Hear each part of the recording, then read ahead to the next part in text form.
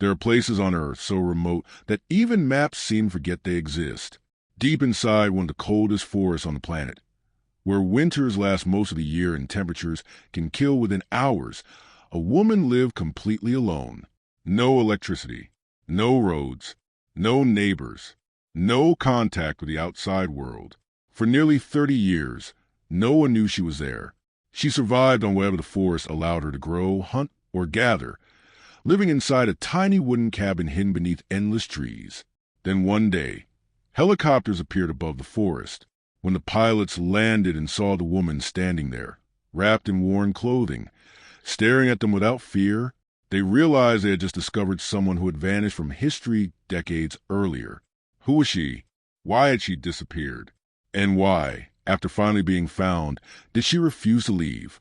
This is the astonishing true story of the woman who lived hidden in the forest for nearly 30 years, until the world finally found her. The Siberian wilderness is one of the last places on Earth where nature still reigns completely untouched. Endless forests stretch for thousands of miles. Winter temperatures plunge far below freezing. Entire regions remain inaccessible for months at a time. Even today, experienced hunters and explorers can disappear there without leaving a trace. It is a land where survival is never guaranteed. Every day demands strength, patience, and an understanding of nature that most modern people have long forgotten. In these forests, there are no supermarkets, no hospitals, no roads waiting just beyond the trees. There is only silence and the constant challenge of staying alive. For decades, countless stories circulated among pilots, geologists, and local villagers about strange smoke rising from parts of the forest where no one was supposed to live. Most dismissed the rumors as imagination. Others believed they were seeing abandoned hunting cabins or natural fires. Few thought much about it. Then, during a routine geological survey, a helicopter crew noticed something impossible. Hidden beneath the thick canopy was a tiny clearing. In the middle stood a crude wooden cabin, surrounded by a small vegetable garden carved out of the wilderness. There were signs of human life in a place that official maps considered completely uninhabited. Curiosity quickly turned into disbelief. When the helicopter landed, an elderly woman slowly emerged from the cabin. Her clothes looked as though they belonged to another century. Her hands bore the marks of decades of hard labor. Her face reflected both extraordinary resilience and unimaginable solitude. She did not appear frightened. Instead, she quietly observed the strangers as if they were the ones who had entered another world. The visitors soon realized that this woman had survived alone in one of the harshest environments on Earth for years beyond counting, separated from nearly everything modern civilization considered essential. News of the discovery spread rapidly. Newspapers described her as a living time capsule. Scientists wanted to study her. Journalists traveled across continents hoping to meet her. Governments offered help. Doctors insisted she should move somewhere safer before another brutal winter arrived. Yet the most astonishing part of the story came after the discovery. Despite the attention, despite the offers of comfort, despite finally having the opportunity to return to civilization, she refused. The forest was no prison to her. It was home. To understand why, we must go back many decades to a time when fear, persecution, and unwavering faith forced one family to make a decision that would change not only their lives, but also create one of the most extraordinary survival stories ever documented. Long before helicopters found that lonely cabin, before newspapers around the world learned her name, before millions wondered how anyone could survive such isolation, a small family quietly disappeared into the endless Siberian wilderness, believing they might never see another human being again. Long before the world knew her name, before helicopters hovered above the forest and newspapers called her one of the most isolated women on Earth, her story had already begun under circumstances few people today can imagine. To understand why one family would willingly disappear into one of the most unforgiving wildernesses on the planet, we must first understand the world they were trying to escape. The early decades of the Soviet Union were marked by enormous political and social upheaval. Under Joseph Stalin's rule, the government sought complete control over nearly every aspect of daily life. Religion was viewed with deep suspicion. Churches were closed. Religious leaders were imprisoned. Families who openly practiced their faith often faced intimidation, surveillance, and persecution. Among those targeted were a small group known as the Old Believers. Their history stretched back to the 17th century, when they rejected changes introduced into Russian Orthodox Church. For generations, they preserved ancient religious traditions, customs, and prayers that had virtually disappeared elsewhere. They believed their way of worship honored the true faith of their ancestors. Because of these beliefs, they had endured centuries of discrimination long before the Soviet government came to power. But under Stalin, the pressure became far more dangerous. Many Old Believer communities scattered deeper into remote regions of Russia, hoping distance would protect them from government interference. Some settled in isolated villages. Others built tiny farms hidden among mountains and forests. One of those families was the Lykov family. The father, Karp Lykov, believed that each passing year brought the outside world further away from the values he considered sacred. Government officials increasingly appeared in nearby settlements. Hunting grounds became monitored. Religious practices became more difficult to hide. Then tragedy struck. According to documented accounts, Karp's own brother was reportedly killed during one of the conflicts involving Soviet authorities. Whether the shooting was intentional or the result of escalating tensions remains debated by historians. But for Karp, the message was unmistakable. Staying meant constant fear. Leaving meant risking everything. Faced with that impossible choice, he made a decision few people would ever dare consider. He gathered his wife, Akulina, and their children. They packed only what they could carry. Simple tools, seeds, a few cooking utensils, basic clothing, religious books that had been passed down through generations.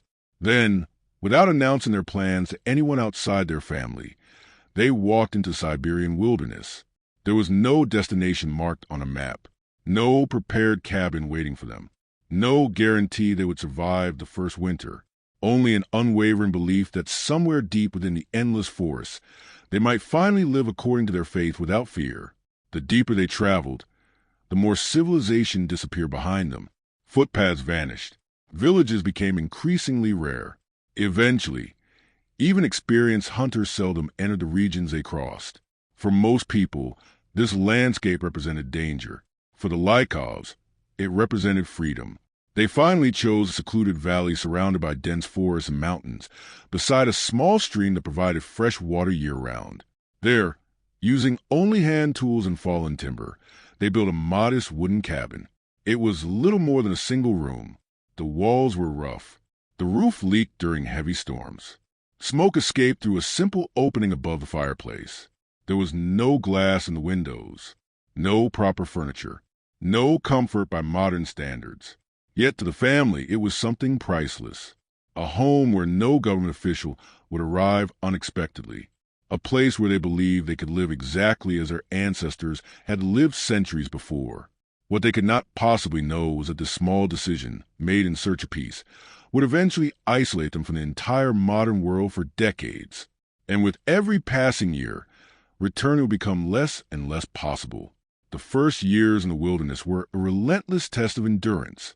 Unlike experienced trappers or professional explorers who entered the Siberian taiga with equipment and supply routes, the Lykov family intended to remain there permanently. Every mistake could mean starvation. Every harsh winter threatened to become their last. The forest gave them nothing freely. Everything they needed had to be earned through exhausting labor. Their first priority was food. During the short Siberian summers, they cleared small patches of land by hand. Using primitive wooden tools and simple iron implements they had carried into the wilderness, they planted potatoes, rye, hemp, and a few hardy vegetables capable of surviving the brutal climate. The growing season lasted only a few months. Any early frost could destroy nearly an entire harvest overnight. When that happened, there was no neighboring village where they could buy food. There was only the long winter ahead. The family quickly learned to waste absolutely nothing. Potato peels became soup. Wild berries were carefully dried. Mushrooms were collected by the hundreds and preserved for the cold months. Roots, pine nuts, edible grasses, and herbs became essential parts of their diet. Every season had its purpose. Spring meant planting. Summer meant gathering. Autumn meant preserving. Winter meant surviving. Hunting proved even more difficult. The family owned no modern firearms. Ammunition was impossible to replace even if they had possessed it. Instead, they relied on handmade traps, incredible patience, and an intimate understanding of animal behavior. Sometimes Carp or his sons tracked animals for days through deep snow before returning with enough meat to feed the family for several weeks. Other times they came home empty-handed. Those were the hardest days. Hunger slowly became something they learned to live beside rather than fear. The children adapted to this life with astonishing resilience. They had no schools, no toys, no books beyond a handful of religious texts, no contact with other children. The forest became their classroom. Their parents taught them how to identify edible plants, recognize animal tracks, predict weather from the movement of clouds, and survive freezing nights with limited firewood. They learned lessons few modern people could imagine: how to repair worn clothing from scraps, how to make rope from plant fibers, how to sharpen tools that could no longer be replaced, how to protect precious seeds for the following spring. Every object inside the cabin had value. Nothing was disposable. A broken spoon might be repaired several times before finally becoming firewood. Even simple clothing represented months of labor. Fabric wore out quickly after years of constant use. When it became impossible to mend, family members carefully unraveled old garments, reusing every usable thread to create new clothing. Life inside the cabin remained centered around faith. Each morning began with prayer. Evenings often ended with readings from the ancient religious books Carp had carried into the forest years earlier.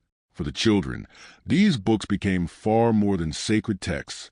They became history books, language lessons, family tradition, the only written connection they possessed with the civilization they had left behind. As seasons turned into years, something remarkable happened. The outside world slowly disappeared from their daily thoughts. Cities became distant memories. Technology ceased to matter. Political events, wars, scientific discoveries, space exploration, none of it reached their hidden valley. Entire generations around the world watched television, drove automobiles, flew across continents, and witnessed humanity land on the moon. The Lykovs knew none of it. Their world remained unchanged. The same forest, the same cabin, the same endless cycle of planting, gathering, praying, and surviving. They had escaped persecution, but they had also unknowingly stepped outside the flow of modern history itself. And then came the winter that almost ended everything. The Siberian winters were unlike anything the family had ever known before disappearing into the wilderness. When the first snow arrived, it rarely melted for months. Temperatures dropped so low that exposed skin could freeze within minutes. Trees cracked in the bitter cold. Rivers turned into solid sheets of ice. Even breathing sometimes felt painful. Inside the small wooden cabin, life became a daily battle against freezing temperatures. The fireplace was their only source of heat. Keeping it burning demanded constant effort. Firewood had to be gathered before winter arrived, split by hand, stacked carefully, and protected from moisture. Every log represented warmth. Every wasted piece could make the difference between survival and disaster. Yet fire alone could not solve every problem. Food became dangerously scarce. One particularly devastating year, disaster struck their tiny farm. An unexpected frost destroyed much of the potato harvest before it could fully mature. For families living near towns, such a crop failure would have been difficult. For the Lykovs, it was catastrophic. There was no market, no stored supplies from the government, no neighboring farm willing to help. Everything depended on what remained inside that little cabin. The family immediately reduced their meals. Portions became smaller every week. Potatoes were stretched as far as possible. Wild grasses were mixed into soups. Tree bark was sometimes ground into coarse flour to make simple bread-like cakes. Hunger slowly became a permanent companion. Still, no one complained. They believed hardship was part of God's plan, and that endurance strengthened both body and spirit. Their mother, Akulina, quietly made sacrifices that her children barely understood at the time. Whenever food became critically limited, she insisted she was not hungry. She encouraged the children to eat first. She smiled while serving them the largest portions. Only much later would they realize that she had often gone without meals entirely. She chose their survival over her own. As the months passed, her body weakened. The endless labor constant hunger, and brutal cold slowly took their toll. Eventually, Akulina became too weak to continue working in the fields. Then she became too weak to stand. Surrounded only by her family inside the isolated cabin, she died deep within the forest. No doctor examined her. No priest performed a public funeral. No cemetery marked her resting place. Her family buried her themselves in the wilderness she had called home for decades.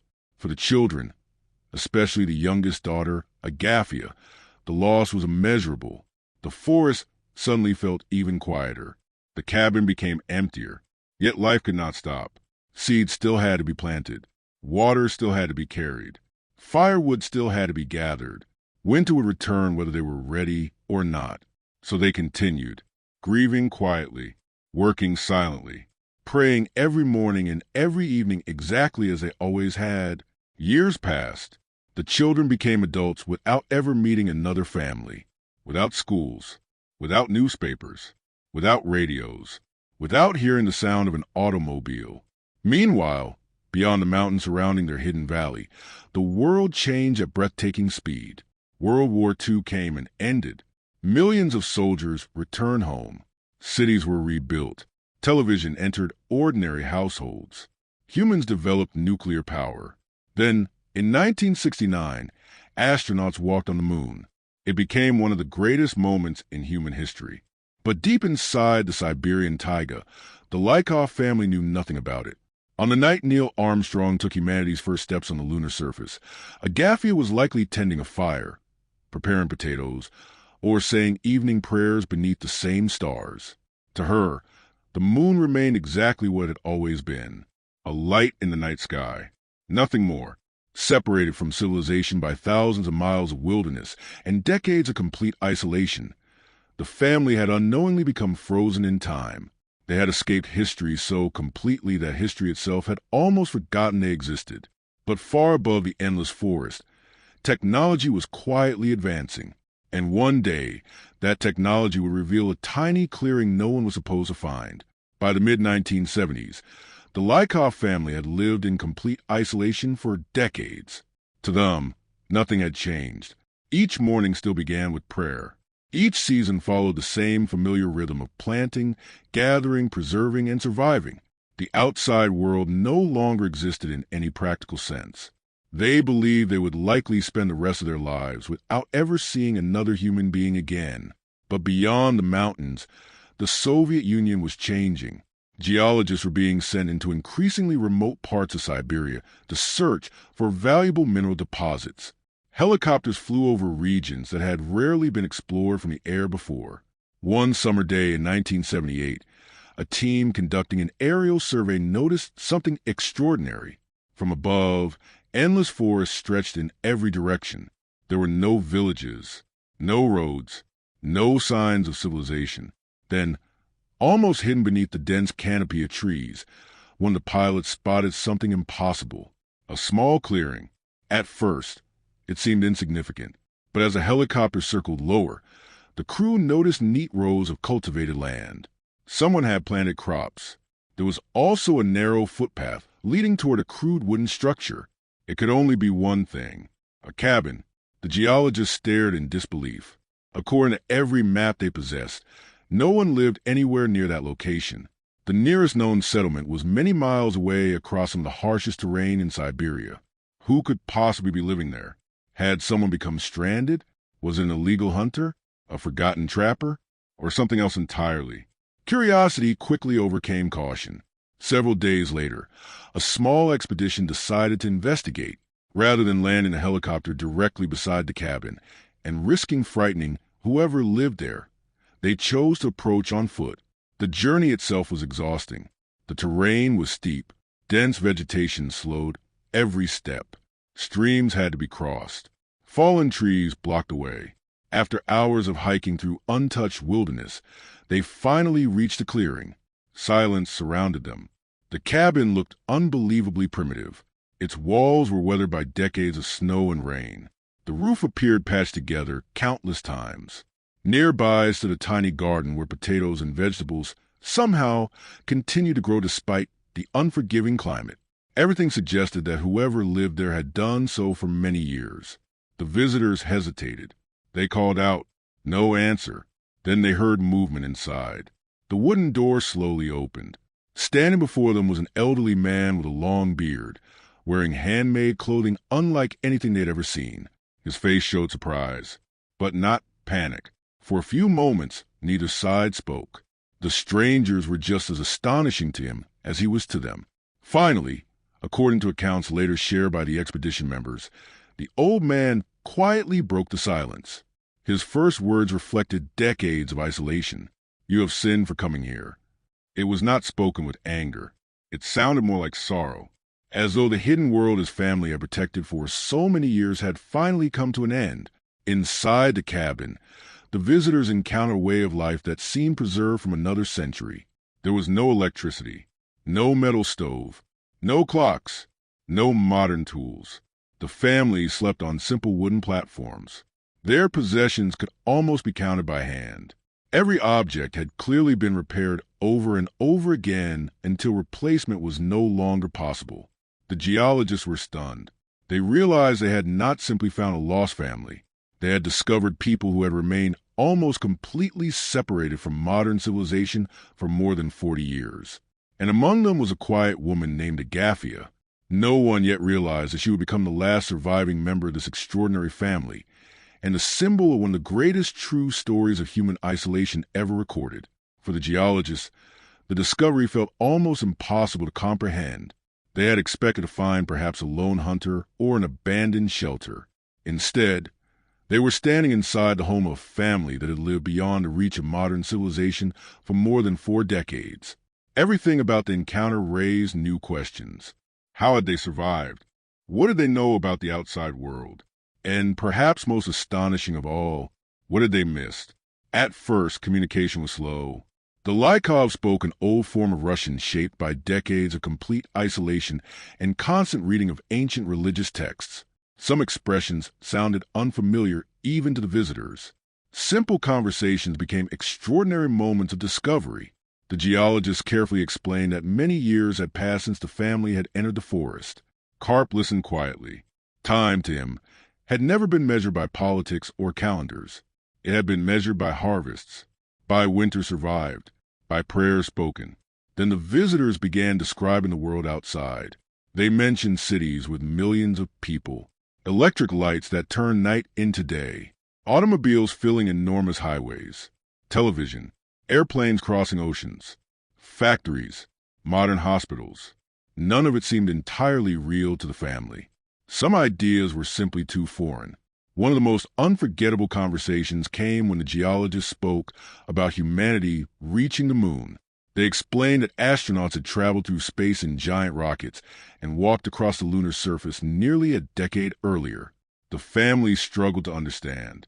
For Karp, the moon had always been one of God's heavenly creations. The thought that human beings had stood upon it seemed almost impossible to imagine. He reportedly questioned how such a thing could even happen. The geologists realized they were speaking to people whose understanding of the world had stopped decades earlier. It was like opening a window into the past. Yet the surprises worked both ways. The visitors were equally astonished by what the Lykovs had accomplished. Despite unimaginable hardship, they had maintained a functioning farm. Their potatoes continued producing year after year because they had carefully preserved seeds through countless harvests. They made clothing by repairing and reusing old fabric until almost nothing remained. They built tools instead of buying them. They knew every stream, every edible plant, every seasonal change across miles of surrounding forest. Their knowledge of survival was extraordinary. One geologist later admitted that even experienced outdoorsmen would likely struggle to survive a single winter under the same conditions. The Lykovs had survived dozens. Gradually, trust developed. The visitors began bringing small gifts: salt, bread, tea, simple utensils. For most families, these would have seemed ordinary. For the Lykovs, they were astonishing luxuries. Salt, in particular, had been absent from their lives for many years. According to later accounts, Karp admitted they had missed it terribly after their supplies had long since disappeared. The family accepted some of the gifts with quiet gratitude. Others they politely declined. They remained cautious. Their faith had taught them to avoid becoming dependent on the outside world. Even after decades of unimaginable hardship, they feared comfort might slowly replace discipline. Still, the geologists continued returning, not as curious strangers anymore, but as friends. Each visit brought more conversations, more stories, more understanding between two worlds that had been separated for nearly half a century. No one could have guessed that these meetings, filled with kindness and generosity, would also bring an invisible danger, a danger no one could see, a danger against which the isolated family had absolutely no protection. The first visits from the geologists transformed life in the Hidden Valley in ways no one expected. For decades, the Lykov family had known only one another. Now, unfamiliar faces occasionally appeared carrying supplies, stories, and news from a civilization that continued moving forward without them. The encounters were respectful. The visitors never treated the family like a spectacle. Instead, they slowly earned their trust through patience and kindness. Each conversation revealed another astonishing detail. The geologists discovered that the family had no concept of many inventions that had become ordinary elsewhere. They had never seen a television. They had never spoken on a telephone. They had never traveled in a car. Even simple objects fascinated them. Plastic containers, flashlights, metal cooking utensils. Yet, what impressed the visitors most was not the family's ignorance of technology. It was their remarkable ability to survive without it.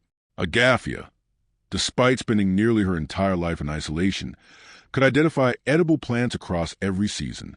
She knew which berries appeared first after winter, which mushrooms could safely be eaten, which herbs eased stomach pain, which roots remained edible even after the first snowfall. She could predict approaching storms simply by observing the sky and the behavior of birds. Knowledge that many people once considered ordinary had become almost extinct elsewhere.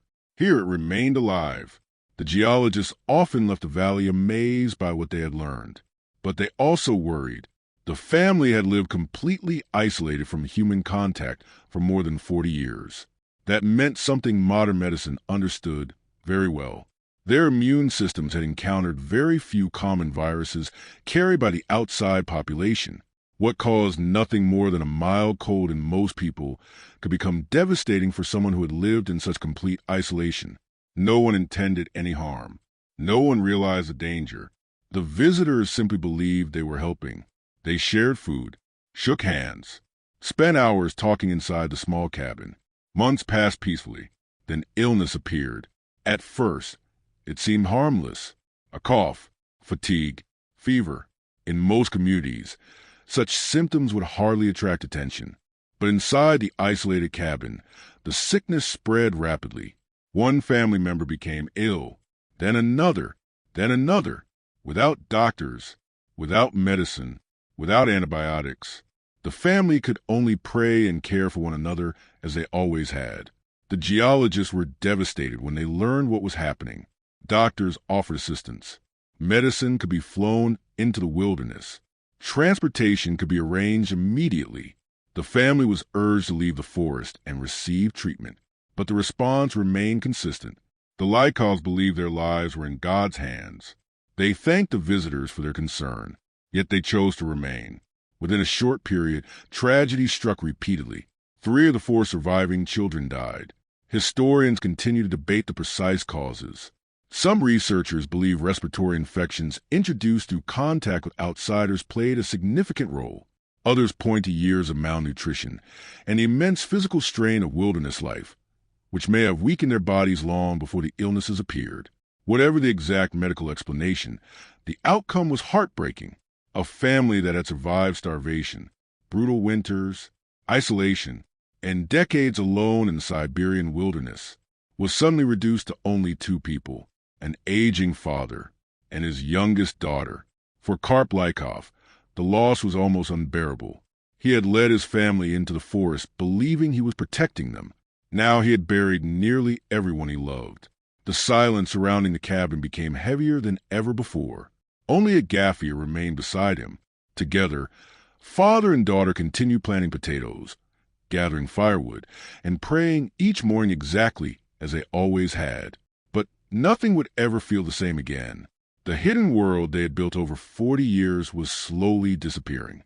And before long, Agathia would find herself facing the unimaginable. She would become completely alone. The years that followed were the loneliest Agathia had ever known. After the deaths of her brothers and sister, the little cabin that had once echoed with conversation became painfully quiet. Only she and her father, Karp, remained together. They continued the routines that had sustained the family for decades. Every morning began before sunrise. The fire had to be rekindled. Water had to be carried from a nearby stream. The small garden demanded constant attention during the brief Siberian summer. Firewood had to be gathered long before the first snowfall returned. The work never ended. Yet time was beginning to catch up with Karp. He was now an elderly man. The years of hardship had left their mark on his body. Simple tasks required more effort than before. Walking through deep snow became exhausting. Cutting trees that he once handled with ease now took hours. Agathia quietly assumed more and more responsibility. Without complaint, she carried heavier loads. She gathered larger bundles of firewood. She tended most of the crops herself. The daughter who had spent her entire life learning from her parents had gradually become the one keeping the family alive. The geologists continued visiting whenever possible. Their friendship with the family had become genuine. They brought food, clothing, tools, and medicine whenever they believed it might help. Sometimes they simply came to talk. Karp remained cautious, but grateful. Agathia listened carefully to stories about the outside world. She had become curious, not because she wished to leave, but because the world beyond the forest sounded almost unimaginable. The visitors described enormous cities glowing with electric lights. They spoke about airplanes carrying hundreds of passengers across oceans, about people walking through supermarkets filled with more food than the family could consume in years. To Agathia, these descriptions sounded almost like stories from another universe. She had never seen a traffic light, never heard recorded music, never entered a school, never celebrated a birthday with friends. Her entire understanding of life had been shaped by one valley hidden deep within the Siberian taiga. Still, despite hearing about all these wonders, she never expressed envy. Instead, she often smiled politely before returning to her daily work. The forest remained the only home she had ever known. Then, in February 1988, another profound loss arrived. Karp Lykov died peacefully inside the same cabin he had built more than 40 years earlier. He had entered the wilderness as a determined father seeking freedom for his family. He left this world knowing almost all of them had gone before him. Agathia buried him beside the other members of her family. There was no church, no funeral procession, no crowd gathered to mourn. Only endless trees standing silently around a handful of simple graves. For the first time in her life, she was completely alone. No parents, no brothers, no sisters, no neighbors, no children, no husband, only the forest. Many believed this would finally convince her to leave. The geologists pleaded with her. Doctors offered medical care. Government officials proposed housing. Religious communities invited her to live among them. People from across the Soviet Union, and later from around the world, felt compassion for the woman who spent nearly her entire life hidden in the wilderness. Surely, they thought, no one would choose to remain there alone. But Agathia surprised everyone. She thanked them sincerely. Then she quietly declined every offer. To those who struggled to understand her decision, she gave a simple explanation. The forest was not the place where she had suffered. It was the place where her family had lived. Every tree held a memory. Every trail carried the footsteps of her parents. Every season reminded her of the life they had built together. Leaving would not simply mean moving to another home. It would mean leaving behind the only world she had ever truly known. And so, after the last member of her family was laid to rest, Agathia closed the cabin door once again. She lit the fire, said her evening prayers, and prepared to face another Siberian winter entirely alone.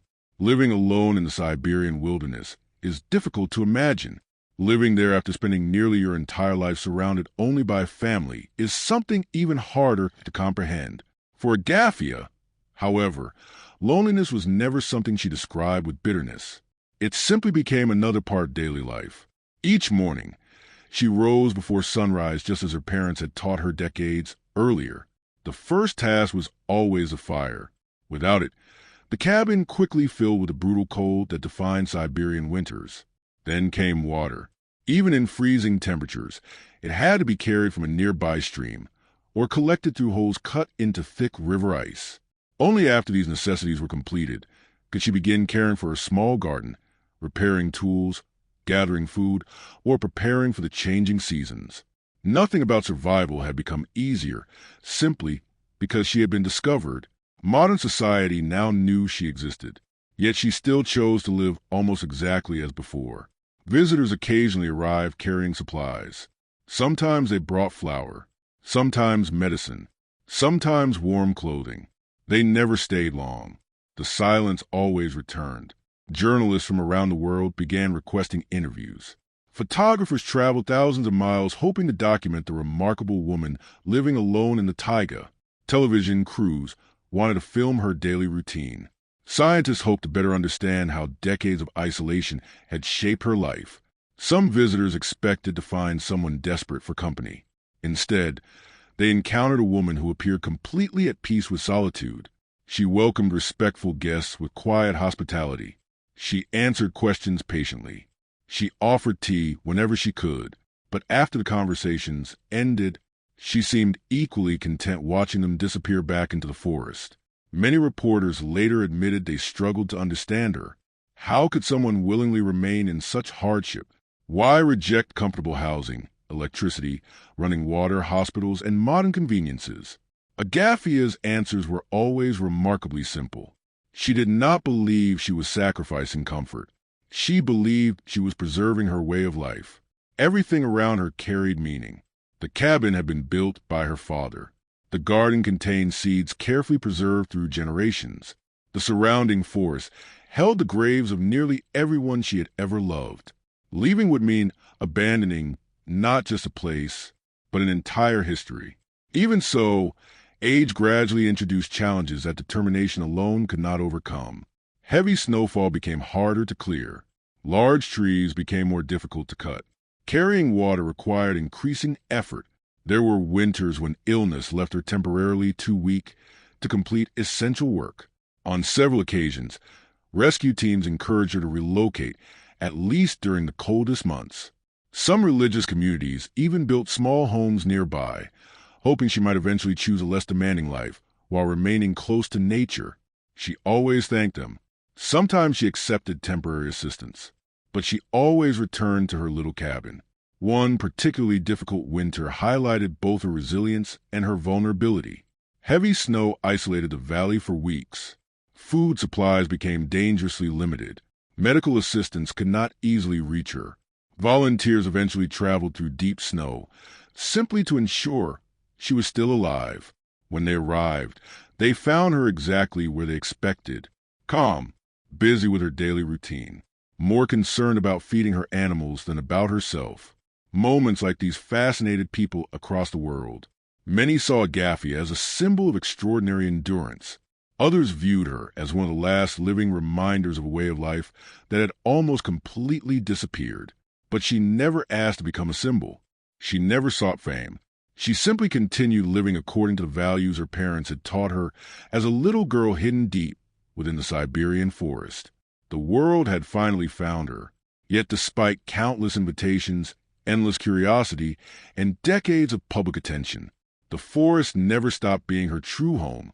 As Agathia's story spread beyond Russia, people around the world became fascinated by the extraordinary woman who spent nearly her entire life in one of the most isolated places on Earth. Newspapers called her the last hermit of Siberia. Television documentaries followed journalists through dense forests and frozen rivers just for the chance to spend a few hours in her company. For many viewers, she seemed almost like someone who had stepped out of another century. Yet those who actually met her often left with a very different impression. They did not describe a lonely or broken woman. They described someone remarkably calm. Someone whose quiet confidence came from a lifetime of living according to principles that had never changed. Visitors were often surprised by how little Agathia complained. The winters were brutal. The physical work was exhausting. Medical care remained far away. Even the smallest injury could become dangerous. Still, she rarely focused on hardship. Instead, she spoke about gratitude. She thanked God for another harvest, for another spring, for another year of life. She celebrated simple things that many people barely noticed. The first green shoots appearing after months of snow, the return of migrating birds, the sound of flowing water after the rivers thawed, the successful harvest of potatoes before autumn frost. To her, these moments carried more meaning than the comforts modern society often took for granted. As interest in her story grew, many people tried to persuade her that there was another way to live. Some believed they were rescuing her. Others sincerely worried she would eventually die alone in the wilderness. Several offered homes where she could continue practicing her faith in greater safety. Others suggested monasteries. Some invited her to live with relatives who had been located after her discovery. She listened respectfully. Sometimes she even visited nearby settlements for short periods. Each visit confirmed something she had quietly suspected. The modern world overwhelmed her. The constant noise, automobiles, electric lights, crowded streets, schedules, machines, conversations filled with subjects she neither understood nor found important. After spending decades measuring time by sunrise, snowfall, and the changing seasons, modern life felt strangely unnatural. She longed for silence. Before long, she always returned to the forest. Her decisions puzzled many people. How could someone voluntarily reject comfort? But perhaps the better question was this: what if comfort means something different to different people? For millions, comfort is convenience. For Agathia, comfort was familiarity. The sound of wind moving through pine trees, the smell of wood smoke filling the cabin, the routines her parents had taught her as a child, the graves of her family resting quietly beneath the forest. These things could never be replaced by electricity or modern housing. As the years passed, volunteers occasionally helped repair her cabin. They strengthened parts of the roof damaged by heavy snow. They delivered supplies before winter. Doctors visited when weather conditions allowed. Helicopters sometimes landed nearby carrying food, medicine, or visitors hoping simply to make sure she was still alive. Despite accepting practical help when necessary, Agathia remained remarkably independent. She continued chopping wood, growing potatoes, fetching water, preparing meals over an open fire, caring for animals, praying every day exactly as she always had. Many younger visitors left the forest deeply affected by what they had witnessed. Some admitted they had expected to meet someone trapped by circumstances. Instead, they met someone who had consciously chosen a life almost impossible for others to imagine, a life built not upon possessions, but upon faith, routine, and an extraordinary sense of belonging. In a world increasingly connected by technology, Agathia quietly reminded millions that human happiness has never depended on how much we own, but on whether we truly feel at home where we are. Today, decades after the world first discovered the hidden cabin in the Siberian wilderness, Agathia Lykova remains one of the most extraordinary living symbols of human resilience. While much of humanity has become increasingly dependent on technology, constant communication, and modern conveniences, she chose a path that very few people could imagine following. Her story is often described as one of survival, and it certainly is. She survived freezing winters that would defeat experienced explorers. She survived years when crops failed and food became dangerously scarce. She survived isolation so complete that entire chapters of human history unfolded without her ever knowing they had happened. She survived the heartbreaking loss of her mother, her brothers, her sister, and finally, her father. Yet survival alone does not explain why her story continues to fascinate millions. Many people have survived difficult circumstances. What makes Agathia's life unforgettable is something far rarer. She never measured success by wealth. She never measured happiness by comfort. She never believed that progress automatically meant improvement. For her, a meaningful life was built upon faith, family, discipline, gratitude, and an unbreakable connection with a place she called home. Whether one agrees with her choices or not, it is difficult not to admire the quiet strength they required. Imagine watching the modern world arrive at your doorstep after decades of complete isolation. Imagine learning about airplanes, satellites, computers, televisions, and space travel all at once. Imagine being offered every comfort modern society can provide and calmly deciding to remain exactly where you are. Few people possess that level of certainty. Agathia never claimed that everyone should live as she did. She simply believed it was a life she had been given. Perhaps that is why those who visited her often left with an unexpected feeling. They expected to teach her about civilization. Instead, many discovered she had quietly taught them something about themselves. In today's world, we are surrounded by constant noise. Notifications interrupt our thoughts. Schedules control our days. Success is often measured by speed, possessions, or popularity. Yet deep within the Siberian forest, an elderly woman continued living according to rhythms older than modern civilization itself. Sunrise, prayer, work, silence, gratitude, season after season, year after year. Her story reminds us that history is not made only by kings, presidents, inventors, or generals. Sometimes history quietly survives inside a tiny wooden cabin hidden beneath endless trees. Sometimes the most remarkable lives are lived where almost no one is watching. And sometimes the people who seem furthest removed from the modern world have the most profound lessons to teach it. Thank you for joining us on this journey through one of history's most remarkable true stories. If you enjoy forgotten stories like this one, stories of extraordinary people whose lives deserve to be remembered, be sure to subscribe and join us for the next chapter of history that the world almost forgot. Because somewhere hidden in the past, there's always another incredible story waiting to be found.